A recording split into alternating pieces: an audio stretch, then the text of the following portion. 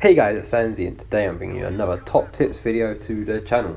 Today I want to talk about playing the objective and how I believe you can become a better objective style player, and just trying to get rid of some of the stereotypes that are around playing the objective. So this is how to become a better objective player in Black Ops Cold War. So as an objective player myself, I've always found that the biggest misconception with playing the objective is that it's just about getting in the hill and getting as much time as possible, or capping as many flags, planting bombs and defusing bombs. Like, to me personally, I think that is all just BS. That is why my first top tip, so top tip number 1, is smarter killing.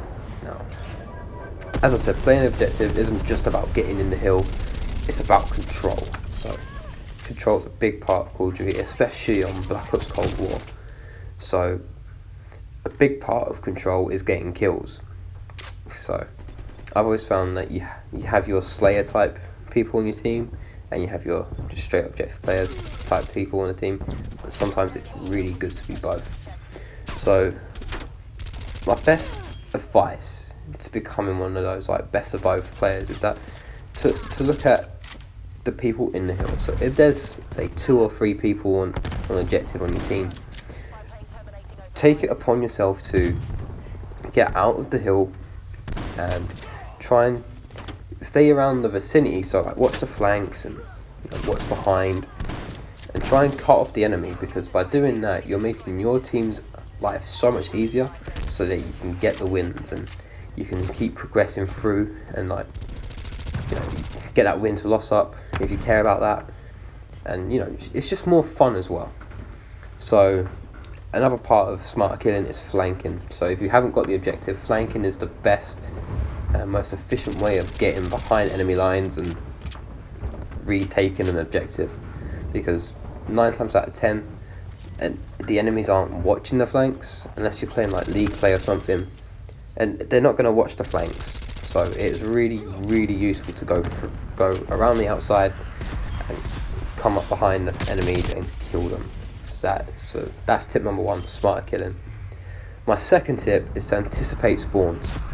Now this sort of ties in with the first tip, as it's about killing as well. But if you know where the spawns are, you're generally going to keep control of a hill or a flag. So control is a massive part, and you'll hear it throughout this video quite a bit. So a hard point, for example, when you have the hard point, your team is going to spawn closer to the hard point, further away from the hard point, sorry, and the enemy's going to spawn closer. This is so it's not too easy to keep the hill, so there's a bit of a challenge involved, which I personally love. So in domination, the flags are spawn points. So if you've got C and B, the enemy team's going to spawn at A. If you've got A and B, they're going to spawn at C.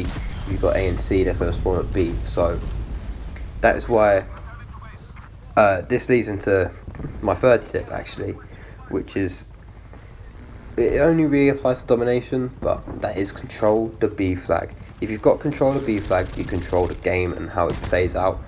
And if you've got 2 flags, mainly A and B or C and B, you'll find that you'll be so successful, and you'll find it so much easier to win games, because keeping control of the B flag really does control momentum.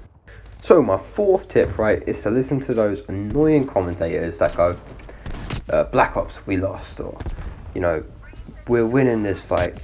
Those really annoying guys that you don't want to hear at the best of times. But just listen to them when you're playing domination, especially, because when they go losing C, that means you should go and cap A, because the spawns have flipped, right? If they're spawning at C and they're capping C, the spawns are flipped. So if you're by C, put it lightly, you're fucked, unless you're really good and you're really confident you can take on 6 guys. You will be fucked if you can't. So go to A, cap A, because if you say you've got B and you've lost C and you've not got A, you're going to be spawning at B, and that is just bad news for anyone. I really urge you guys to, as soon as you hear losing C, go on cap A, because you'll be better off for it. And obviously you'll control the game more, which is the biggest part of being an objective player. You want control, and if you've lost control, then you've lost the game. So my fifth tip is to contest. So what I mean by that is, when you contest a hard point or contest a flag in domination, the scoring is temporarily stopped. So no one earns any points on a flag or a hard point when it's contested. So it's basically like pressing pause on the game. So when you contest and you're in a tight game, it's so crucial because it stops the enemy from scoring, like I said, and you get the opportunity to pull back points that you need to win the game, or even at the start, like, it gives you a better opportunity to get a clearer lead, a better lead, and like just earn more points. You know, people seem to think that by contesting it's going to be really boring, there's going to be two people sat either side of a head glitch. It's not the case really, because it pulls people out and you can get them out of those like spots they've been hiding in the hard points, because people seem to start to panic when they hear contested, because it means there's definitely someone there with you. And if you remain level-headed and confident, you will find that when you contest, it pulls people out and you get easier kills. You get people off head glitches, you get people out corners. So just contest the hill.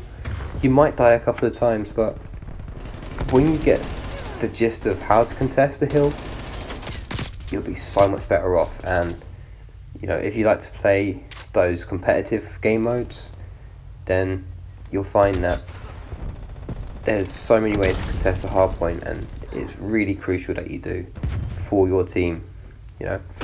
So my sixth top tip is to choose your perks wisely.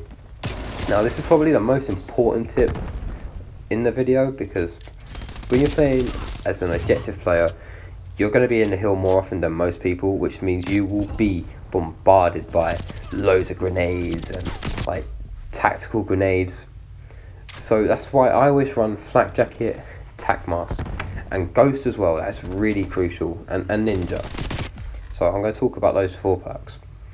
Tac mask, if you didn't know, reduces the effects of like tactical grenades, so stuns, concussions, all those things. Flak jacket does the lethal grenades, so C4s, Semtexes, frags. The only thing that I find flak jacket is useless against is when you get stuck by a Semtex. I got stuck like 3 or 4 times today. It was really fucking annoying. But like when you get stuck by a Semtex or proximity mines. So proximity mines, I think it's because they're a field upgrade, they're more powerful, they can kill anyone.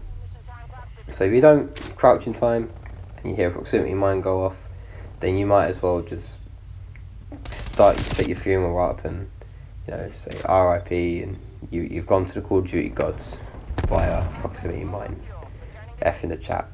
So yeah, ghost is really important, so people can't see where you are on the hill, and ninja as well. They can't hear you when you're flanking, when you're just coming up behind people. It's so like, they're sweaty perks, but they're really good and useful perks, so they stop you from getting killed by those sweatier players. Or you know, it just makes it easier for you to hear people as well when you're using ninja, because you can't hear your footsteps as much as you could before.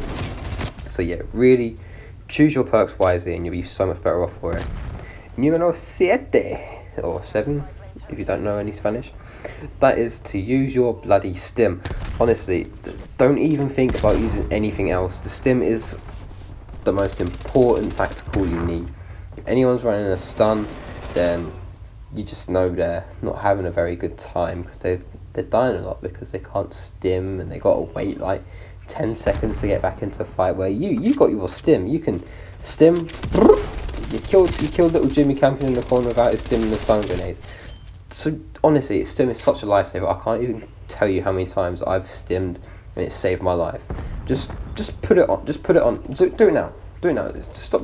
Don't stop watching the video. Just put your stim on now.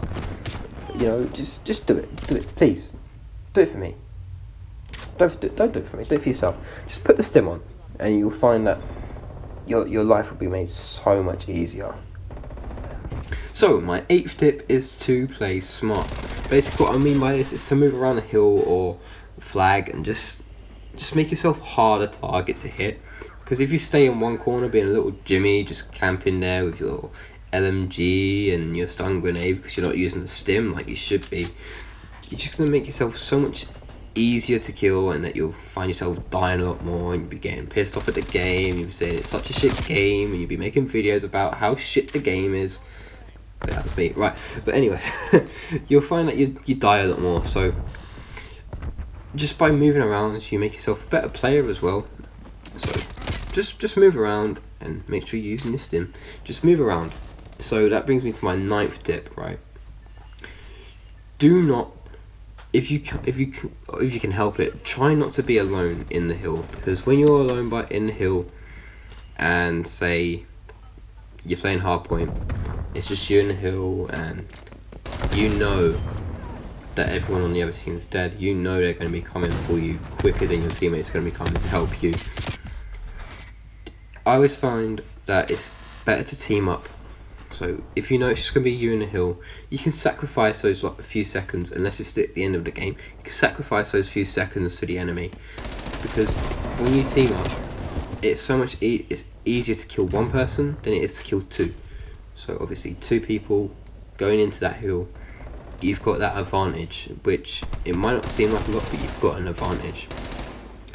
So yeah, so that brings me to my last tip, which is probably not the most important, but it is to utilize trophy systems where possible. So like, the reason this is my last tip is because if one of the people on your team is running them, you don't really need to run it, because it's a bit pointless having 2 trophy systems on the same hill, and because it stops anything within 10 meters from coming in, even if it's from behind or in front. So anything around 10 meters will just not come into the hill, basically. So that is why I put it last, because you don't have to run it if someone's already run it. But if, for example, none of your teammates are, run it, because it does stop those projectiles from coming in. Even though you've got flak jacket and tap mask, your teammates might not. So you're maximizing the number of lives possible on that hill. So yeah, basically those have been my 10 top tips for becoming a better objective player. I hope that these tips have helped you, like they've helped me sort of learning how to do it.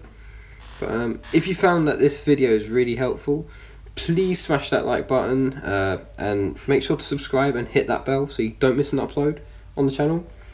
So yeah, until next time, have yourselves a wonderful day. Bye!